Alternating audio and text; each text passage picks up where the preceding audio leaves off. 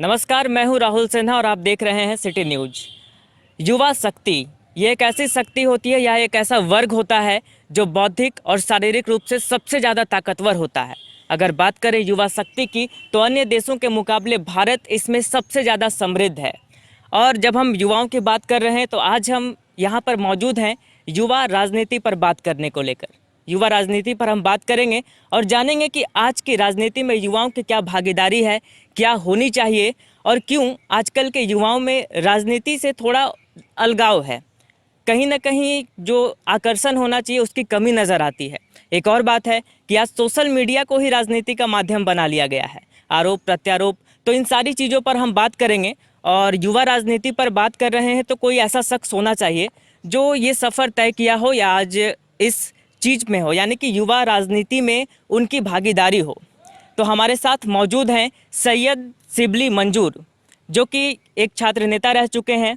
अलीगढ़ मुस्लिम university से इनका ताल्लुक़ रहा है और आज प्रदेश प्रवक्ता हैं झारखंड कांग्रेस अल्पसंख्यक के। तो इनसे हम बात करेंगे और जानेंगे युवा राजनीति के बारे में। स्वागत है आपका। बहुत बहुत धन्यवाद राहुल जी आपका, और साथ में बहुत धन्यवाद मैं देता हूं सिटी न्यूज़ की पूरी टीम का कि आज आप सबने इस तरह का एक कार्यक्रम रखा जहां मुझे अपनी बात लोगों के समक्ष रखने का मौका मिला। तो आइए बैठते हैं और बात करते हैं एक युवा नेता से युवा राजनीति पर। बैठिए। बहुत धन्यवाद। तो शिबली मंजूर जी, जैसा कि हमने दर्शकों को बताया कि आप का जुड़ाव छात्र राजनीति से रहा है, आपने वहाँ से शुरुआत की अलीगढ़ मुस्लिम यूनिवर्सिटी से। आज आप प्रदेश प्रवक्ता हैं झारखंड कांग्रेस अल्पसंख्यक के। तो सबसे पहले हम चाहेंगे कि आप हमारे दर्शकों को अपना एक छोटा सा परिचय अपने अंदाज में दें। धन्यवाद राहुल जी, आपने मोटा मोटा मेरा परिचय दे ही दिया है। मैं गिरिडीह से हमारी स्कूलिंग हुई और इसी परिवेश में मैं पला बढ़ा, इसी नदी जंगल और पहाड़ के बीच में बचपना गुजरा। इसीलिए मैं अक्सर कहता हूँ कि गिरिडीह से मेरा बड़ा विशेष जुड़ाव भी है। 10वीं की परीक्षा यहाँ से पास करने के बाद सीबीएसई माध्यम से फिर मैं अलीगढ़ मुस्लिम विश्वविद्यालय में गया। वहाँ से मेरा जो एकेडमिक करियर है वो शुरू हुआ, एजुकेशन का सफ़र मेरा शुरू हुआ। वहाँ से मैंने इंजीनियरिंग की और उसके बाद मैं कुछ समय के लिए वहाँ छात्र राजनीति में बहुत मैं सक्रिय रहा। कई प्रकार की मांगें थीं, जो छात्रों के हितों की मांगें थी, उस पर हम लोगों ने आंदोलन किए और वो मांगों को मनवाया यूनिवर्सिटी प्रशासन से।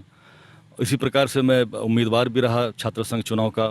पर दुर्भाग्यवश उस साल छात्र संघ चुनाव नहीं हुआ और फिर मैं अपने करियर के सपने आंखों में सजाए मैं 3 साल विदेश में भी रहा। दुबई में बुर्ज खलीफा जैसे एक बहुत महत्वपूर्ण प्रोजेक्ट पे भी काम करने का मौका मिला।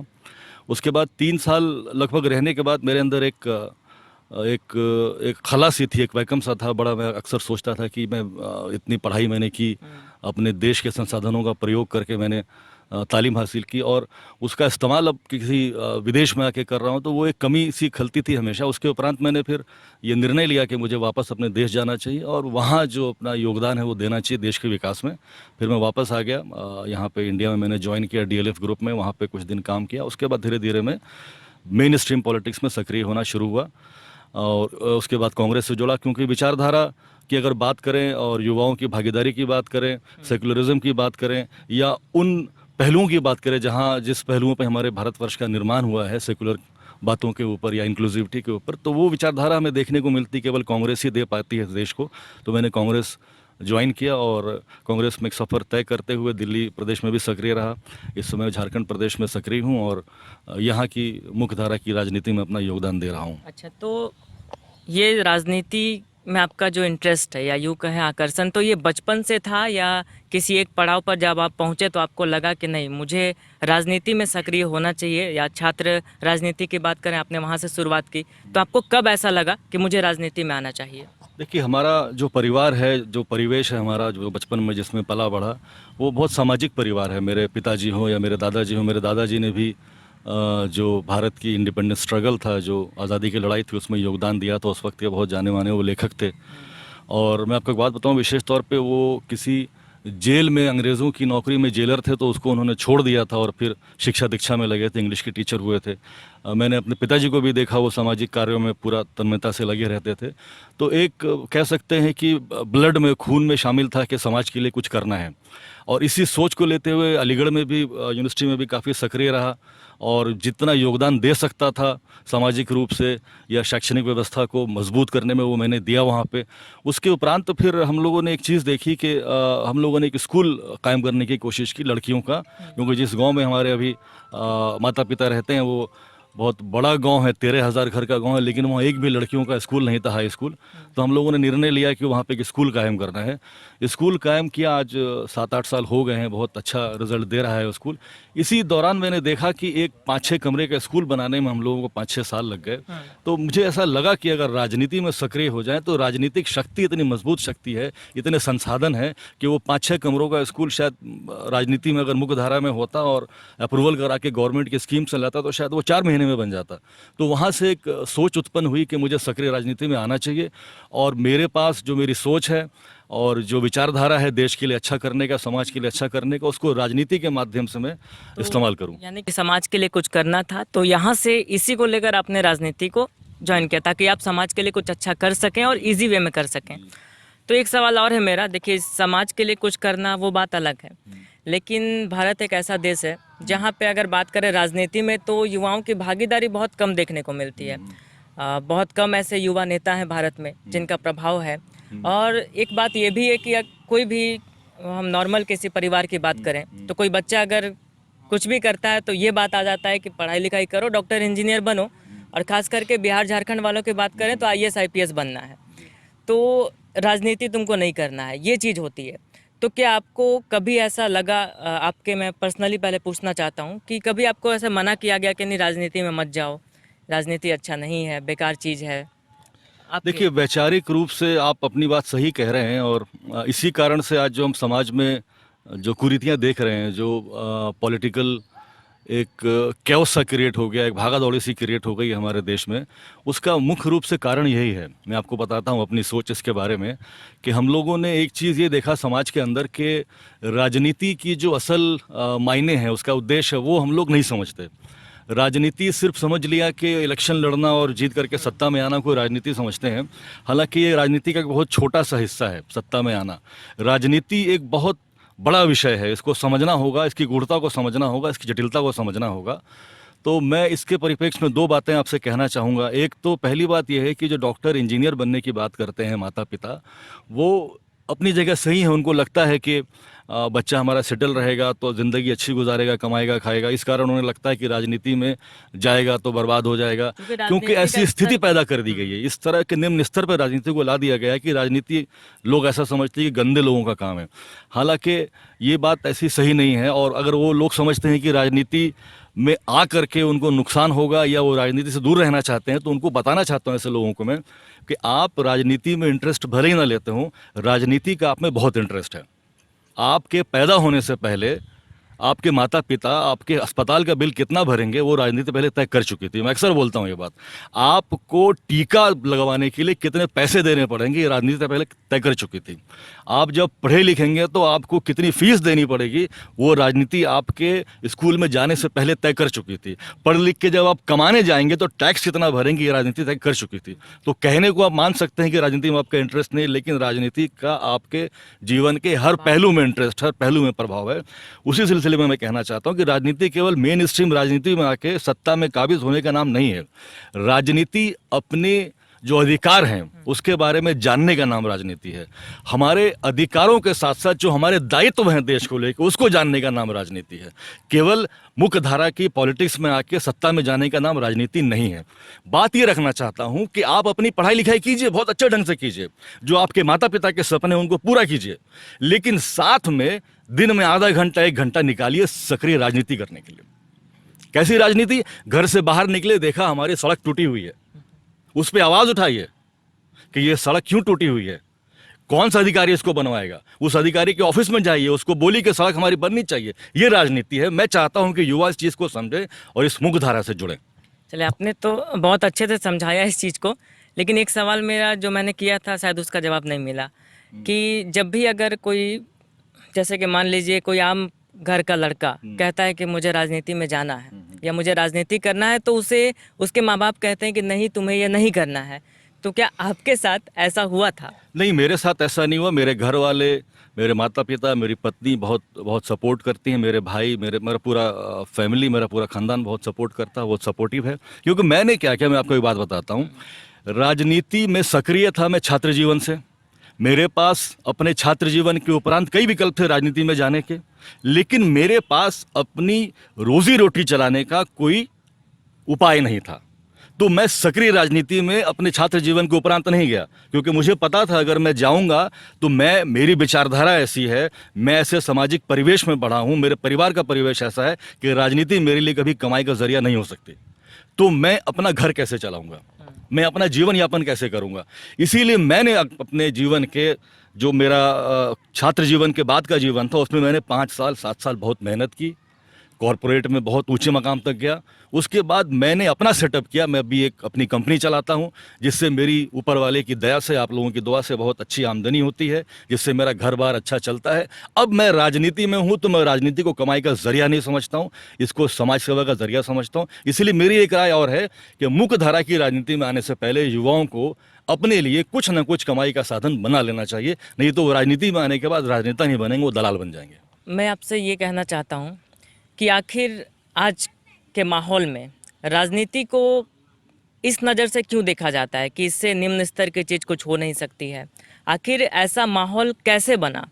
और पहले जब आज़ाद हुआ था भारत, उस वक्त की राजनीति जो थी, उसके बाद जो नेता हुए, बड़े बड़े नेता थे, तो उनमें और आज जो चल रहा है उसमें कितना अंतर है और क्या ये फासला कितना है? देखिए, मैंने अभी एक बात कही आपसे कि राजनीति विचारधारा की होनी चाहिए। जब आज़ादी की लड़ाई देश लड़ रहा था, उस वक्त लोगों के सामने एक ख्वाब था, सपना था कि देश को आज़ादी दिलवाना है, और उसमें समाज का हर वर्ग, अमीर गरीब, हर जात हर धर्म के लोग उसमें जुड़े हुए थे। तो उनके सामने एक विजन था, एक विचारधारा थी, जिसके बुनियाद पे अच्छे लोग राजनीति में जुड़े थे। और आज़ादी के बाद 30-40 साल तक उन्हीं लोगों ने सत्ता संभाली, सत्ता की बगडार उनके हाथ में थी। और आपने देखा होगा देश कितनी तरक्की किया उस 40 साल 30 साल के दौर में, जब देश में एक सुई बनाने का कारखाना नहीं था, देश अपनी भूख मिटाने के लिए इतना अन्न उत्पादन नहीं कर पाता था। वो 30-40 साल में देश पूरी तरह आत्मनिर्भर हो चुका था, कल कारखाने लग चुके थे, बड़े बड़े कॉलेजेस खुल चुके थे, मेडिकल कॉलेज हो, इंजीनियरिंग कॉलेज हो, IIT हो, IIM हो, कांग्रेस ने ये किया था। उसके उपरांत धीरे धीरे धीरे वो विजन कहीं लॉस्ट हो गया। देश के लिए जो एकजुटता थी लोगों की, वो कहीं लॉस्ट हो गई, क्योंकि राजनीति में गंदे लोगों का प्रवेश चालू हो गया। राजनीति में जो प्रभाव वाले लोग थे, जो दबंग लोग थे, पैसों वाले लोग थे, वो राजनीति में आने लगे और राजनीति को गंदा करते चले गए। इसके बाद धीरे धीरे पिछले 20-30 सालों में स्थिति ऐसी बनी कि राजनीति को लोग बड़ी हे दृष्टि से देखने लगे, क्योंकि वहाँ पे कब्जा ऐसे लोगों का हो गया था जो हे दृष्टि से देखे जाने के लायक थे। विचारधारा वाले लोगों ने धीरे धीरे बैक सीट ले लिया। जो अच्छी सोच के लोग थे वो ड्राइंग रूम में बैठ के बातें करने लगे कि ये अच्छा नहीं हो रहा है, ये बुरा हो रहा है। वो ये भूल गए थे कि इस देश की संपदा पे उनका भी उतना ही अधिकार है जितना उन राजनेताओं का है। वो ये भूल गए थे कि ये देश उनका है, देश हमारा है, और हम जो सरकार चुनते हैं वो सरकार इस देश को चलाने के लिए चुनते हैं। हम सेवक चुनते हैं, हम राजा नहीं चुनते। हम लोकतंत्र में रहते हैं, हम किसी राजा की प्रजा नहीं है। ये लोग भूल गए और धीरे धीरे उनके दिमाग से ये बात उतरती चली गई। मैं एक बहुत अच्छा आंकड़ा आपके सामने रखूंगा। आपको पता है हमारे देश की इकोनॉमी कितनी है, GDP कितनी है? तकरीबन $3.28 ट्रिलियन। इसको अगर आप देश की 130 करोड़ की जनसंख्या में बांटेंगे तो तकरीबन 1,85,000 रुपये सालाना होता है। देश का क्षेत्रफल पता है कितना है आपको? देश का क्षेत्रफल 32 लाख किलोमीटर है। अगर आप इसको 130 करोड़ की आबादी में बांटेंगे तो हर आदमी के पास लगभग 2500 स्क्वायर मीटर की जमीन आती है। देश के संसाधनों की कीमत पता है कितनी है आपको? $60 ट्रिलियन है। 60 ट्रिलियन आप अनुमान नहीं लगा सकते, इतना रिसोर्स, इतनी संपदा हमारे देश में। अगर इस संपदा को अनुपात में 130 करोड़ जनता में बांटा जाए तो एक आदमी की कीमत 35 लाख रुपए आती है। और हम इस संपदा को संभालने के लिए, हमारे समाज को सही से चलाने के लिए सरकार को चुनते हैं, हम राजाओं को नहीं चुनते। लोग इस बात को भूल गए और अपना जो दायित्व था, अपना कर्तव्य सिर्फ वोट डालने को समझ के वो घर में बैठ गए। सरकार चुन देते हैं, उसके बाद घर में बैठ के ड्राइंग रूम में कॉफ़ी की चुस्कियाँ लेते हुए या चाय की दुकान पर चाय पीते हुए सरकार को दम भर के गालियाँ देते हैं। ये तो वही बात हो गई कि हमने घर में नौकर रखा, नौकर सही काम नहीं कर रहा है तो नौकर को हम कान पकड़ के सही काम करने की सलाह नहीं दे रहे, बल्कि हम उसको अपने घर में बैठ के गालियां दे रहे हैं अंदर।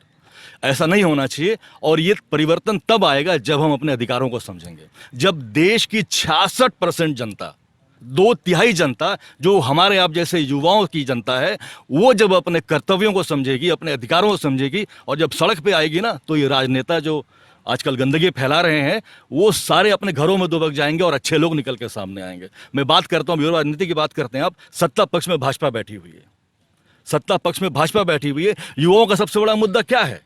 अच्छी शिक्षा, रोजगार। आप देखिए शिक्षा की क्या व्यवस्था को उन्होंने तार तार करके रख दिया है, निजीकरण की तरफ लेके जा रहे हैं शिक्षा को। रोजगार 40 साल के निम्न स्तर पे आ चुकी है। मैं इसकी भर्त्सना करता हूं। यहाँ पे अच्छे लोगों को आना चाहिए, और कब आएंगे? जब युवा अपने अधिकार को समझेगा और अपने अधिकार की आवाज उठाएगा। देखिए, आज मेन स्ट्रीम पॉलिटिक्स की बात करें तो कई ऐसी पार्टियां हैं जिसमें 70 साल 80 साल के लोग हैं जो काबिज हैं। तो क्या आपको लगता है, या कई बार ऐसे बात उठते हैं कि जो काफ़ी जिनका उम्र हो चुका है, राजनीति में गुजार चुके हैं, उन्हें अब वहाँ से हट जाना चाहिए और युवाओं को प्रेरित करना चाहिए, उन्हें उनका मार्गदर्शन करना चाहिए, यानी कि मेन स्ट्रीम से जहाँ वो काबिज है वहाँ से अब उन्हें रिटायरमेंट लेना चाहिए और युवाओं को प्रेरित और मार्गदर्शित करना चाहिए? बहुत अच्छी बात कही आपने, बिल्कुल ऐसा होना चाहिए। और मैं आपको एक बात बताता हूँ, राजनीति जो है वो समागम है अनुभव का और युवा शक्ति का। तो जो अपनी एक अच्छी आयु गुजार चुके हैं सक्रिय राजनीति में, कई बार वो एमएलए एमपी रह चुके हैं, मुख्यमंत्री मंत्री रह चुके हैं, मेरा ये मानना है कि उनको एक एडवाइजरी रोल में होना चाहिए। वो नीतियों के ऊपर बात करेंगे, किस प्रकार से क्या विजन क्रिएट करना चाहिए पार्टी के लिए, और उसके क्रियान्वयन के लिए युवाओं को आगे आना चाहिए। जब अनुभव और युवा शक्ति मिलेगी तो यकीनन बदलाव आएगा।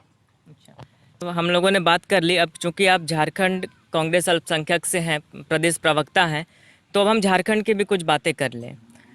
कई बार कुछ आपके मंत्री हैं, कुछ अन्य पार्टियों के मंत्री हैं या नेता हैं, उनके बयान सामने आते रहते हैं। हालांकि अभी यहाँ पे आपका जेएमएम के साथ गठबंधन है, आपकी सरकार है झारखंड में, तो आप दोनों पार्टियों के बीच कितना तालमेल है? आपकी विचारधारा एक है, लेकिन फिर भी पार्टियां अलग हैं, तो कहीं ना कहीं कुछ होता है। तो यहाँ पर क्या चल रहा है? देखिए, आपको क्या लगता है कि भाजपा में अंदर में कलह नहीं है क्या? लेकिन आपको बताऊं कि कांग्रेस एक लोकतांत्रिक पार्टी है, जेएमएम एक लोकतांत्रिक पार्टी है। इनके अगर नेताओं के आपस में कुछ मतभेद हैं, अगर कोई ऐसी कलह वाली बात है, तो वो रखते हैं अपनी बातों को और उसके बाद उसका समाधान किया जाता है। लोगों को लेके बैठते हैं, उनकी क्या समस्या है उनके ऊपर बात होती है, उसका समाधान किया जाता है। ये तो लोकतांत्रिक प्रक्रिया है। इसमें तो ट्रांसपेरेंसी होनी चाहिए, पारदर्शिता होनी चाहिए कि दो नेताओं में जिनको प्रदेश की जनता ने चुना है, अगर उनमें आपस में कोई मतभेद है, वैचारिक मतभेद है, तो वो जनता के सामने आना चाहिए कि किसके क्या विचार हैं, इनके क्या विचार हैं, और वो विचार हमारी आकांक्षाओं के अनुरूप हैं या नहीं है। फिर उस पर बैठ के बात होती है, उनको समझाया जाता है, उनके बीच के मतभेद को खत्म किया जाता है। ये तो लोकतांत्रिक प्रक्रिया है। हम तो खुश हैं इस बात में कि वो बातें बाहर तक आती, मीडिया में आती, हम नहीं रोकते उसको, हम मीडिया मैनेज नहीं करते हैं। जो बात है उसमें पारदर्शिता होनी चाहिए। भाजपा की तरह नहीं करते हम लोग, ये हम लोग नहीं करते, हम कांग्रेस हैं। तो युवा राजनीति पर बात हुई और युवाओं की भागीदारी कैसी होनी चाहिए, आज क्या है, इन सारी चीज़ों पर बात हुई। लास्टली मैं आपसे ये कहना चाहता हूँ कि आप क्या संदेश देना चाहते हैं दर्शकों को, और आखिर कैसे युवाओं की भागीदारी इसमें, युवाओं की सक्रियता इसमें सही रूप से हो? क्योंकि कहीं ना कहीं हम आज ये भी देखते हैं कि जो छात्र नेता हैं वो फेसबुक तक सीमित हैं। फेसबुक पे 2-4 पोस्ट डाल दिए, आरोप, जो अगली छात्र संघ में भी कई संघ हैं, तो कोई उनके खिलाफ पोस्ट कर दिया, कोई यहाँ कर दिया। तो क्या सोशल मीडिया ही आज युवा राजनीति या छात्र राजनीति का हथियार बना हुआ है? देखिए, राजनीति में आपने दो बातें की। एक तो ये कहा कि मैं क्या संदेश देना चाहूँगा प्रदेश के युवाओं को, देश के युवाओं को। तो मैं एक बहुत स्पष्ट रूप से संदेश देना चाहूँगा कि मेरे भाइयों, मेरे दोस्तों, आप सब सक्रिय राजनीति में आएँ और अपने अधिकारों को समझें और उसके ऊपर आवाज़ उठाएं, और ये समझें कि हमारे जो असल मुद्दे हैं वो मुद्दे क्या हैं, उनके ऊपर आवाज़ उठाएं। आप मंदिर मस्जिद की लड़ाई छोड़ दीजिए, आप धर्म की लड़ाई छोड़ दीजिए, आप लड़ाई लड़िए सड़कों की, आप लड़ाई लड़िए रोज़गार की, आप लड़ाई लड़िए शिक्षा की, आप लड़ाई लड़िए अच्छी स्वास्थ्य व्यवस्था की, अपने आप देश सुधर जाएगा। दूसरी बात आपने की कि आज हम ये देखते हैं कि छात्र नेता या छात्र संघ के नेता केवल आरोप प्रत्यारोप का खेल खेलते हैं सोशल मीडिया के ऊपर। यकीनन सोशल मीडिया बहुत प्रभावशाली है, बहुत बड़ा एक प्लेटफॉर्म है, लेकिन उसका सदुपयोग करें तो एक बड़ा प्लेटफॉर्म है, दुरुपयोग नहीं होना चाहिए जिस प्रकार से भाजपा कर रही है। और मैं अपील करूंगा अपने सारे भाइयों से, छात्र नेताओं से, कि वो ज़मीन पे जाके ज़मीनी स्तर पे देखें कि लोगों की क्या समस्याएं हैं। असल राजनीति वही होती है, लोगों की समस्याओं को सुनना, उनकी समस्याओं का अपने सामर्थ्य के अनुसार समाधान देना, और अगर हमारे सामर्थ्य में नहीं है तो उस दरवाजे तक जाना, उसको खटखटाना जहाँ पे उस समस्या के समाधान का सामर्थ्य है। राजनीति यही है, उसमें इन्वॉल्व हो, लोगों को देखें कौन भूखा है, किसको इलाज की ज़रूरत है, किसके बच्चे को स्कॉलरशिप चाहिए, किसको अच्छी जगह एडमिशन करवाना है, उनकी लड़ाई लड़ें, ज़मीन पर उतर के लड़ें। सोशल मीडिया को अपनी राजनीति का एक हिस्सा मात्र रहने दें, उसको पूरी राजनीति न बना दें। तो शिवली मंजूर जी, काफ़ी बातें हमने की। एक युवा राजनेता से युवा राजनीति से लेकर मेन स्ट्रीम पॉलिटिक्स तक की बातें की। क्या भागीदारी होनी चाहिए युवाओं की, आज क्या चल रहा है, छात्र राजनीति हो या बात करें युवा राजनीति की या फिर मेन स्ट्रीम पॉलिटिक्स की। तो बहुत बहुत धन्यवाद आपका, आपने काफ़ी बातें की। बहुत धन्यवाद और आपका। हमारे चैनल के मैनेजिंग एडिटर मोहम्मद चांद भी यहाँ पहुँच चुके हैं और इनसे उनका काफ़ी पुराना जुड़ाव रहा है। तो हम चाहते हैं कि हमारे मैनेजिंग एडिटर मोहम्मद चांद इनसे कुछ बात करें, दो चार बातें हो जाए। बहुत बहुत शुक्रिया राहुल।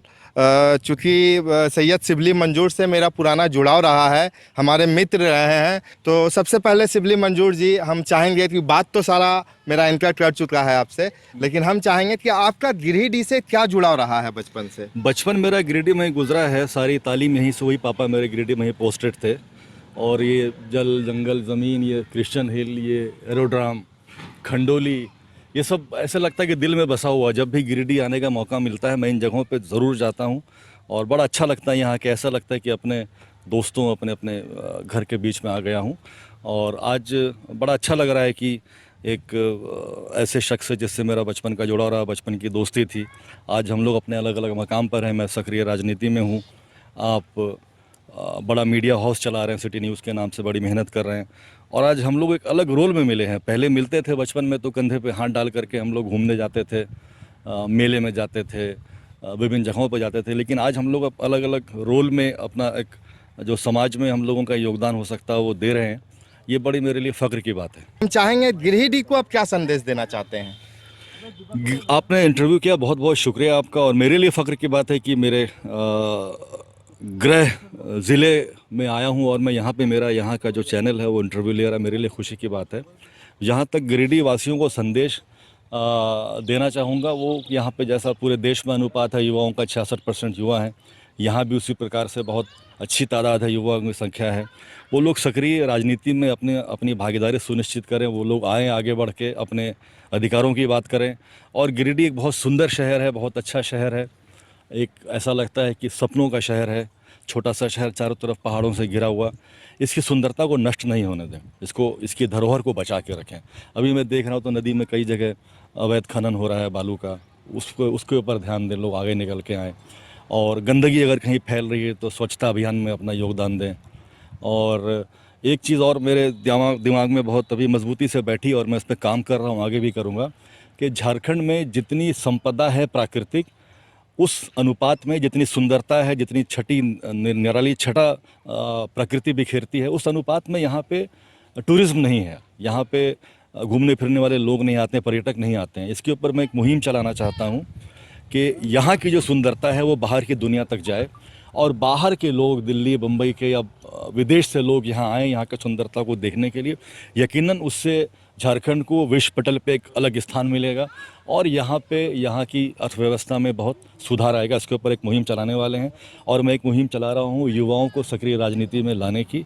मैं चाहूँगा कि आप लोग इस मुहिम में मेरा साथ दें, मेरे साथ जुड़ें, ताकि हम झारखंड को एक अच्छा प्रदेश बना सकें, विश्व पटल पे ला सकें, और गिरिडीह को एक बहुत सुंदर, एक अच्छा शहर बना सकें। कांग्रेस पार्टी अगर कभी आपको मौका देती है गिरिडीह से चुनाव लड़ने का, तो क्या आप तैयार? देखिए, ये आला कमान तय करेगा। अगर सेवा करने का मौका मिलेगा, कहीं से भी मिले, चुनाव लड़के मिले, नहीं लड़के मिले, मैं तो करता रहूँगा। मेरा ध्येय राजनीति में आने का सेवा है, और मेरा ध्येय ये है कि मेरी ज़ात से, मेरे व्यक्तित्व से अधिक लोगों को फ़ायदा पहुँचे।